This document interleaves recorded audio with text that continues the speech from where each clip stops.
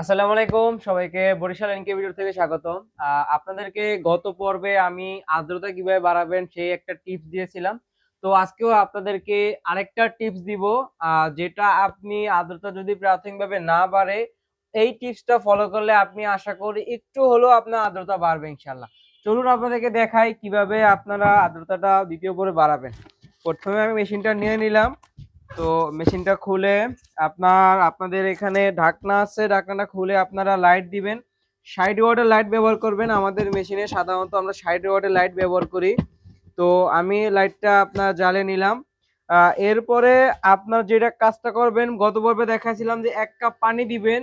কিন্তু এবার আমি আপনাদেরকে দেখাবো যে ১ কাপ পানি না, এবার দিবেন হলো আপনারা পানির পাশাপাশি পানির ভিতরে ভিজানো একটা কাপড়। এইটা হলো আপনার একটা সফট কাপড়, যেটাতে আপনার পুরোটাই ভিজানো। এটা আপনার পুরোটাই ভিজানো।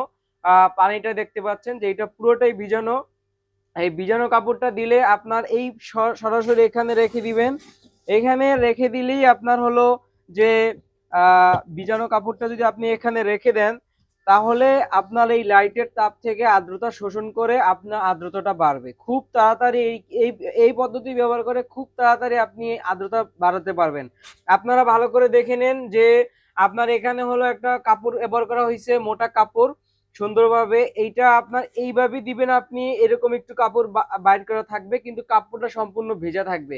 এটা যখন আবার আপনার শুকিয়ে যাবে, আপনি সরাসরি আবার পানি দিয়ে ভিজে আবার দিয়ে দিবেন। এভাবে করে আপনি আর্দ্রতা খুব তাড়াতাড়ি বাড়াতে পারবেন ইনশাল্লাহ। আশা করি আমাদের এই টিপসটা আপনি ফলো করলে আপনার আর্দ্রতা খুব দ্রুত বেড়ে যাবে।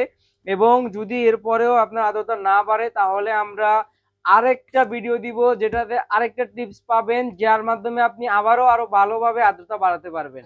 তো ভিডিওটি ভালো লাগলে অবশ্যই লাইক শেয়ার করে দিবেন, আমাদের পাশে থাকবেন। আসসালামু আলাইকুম।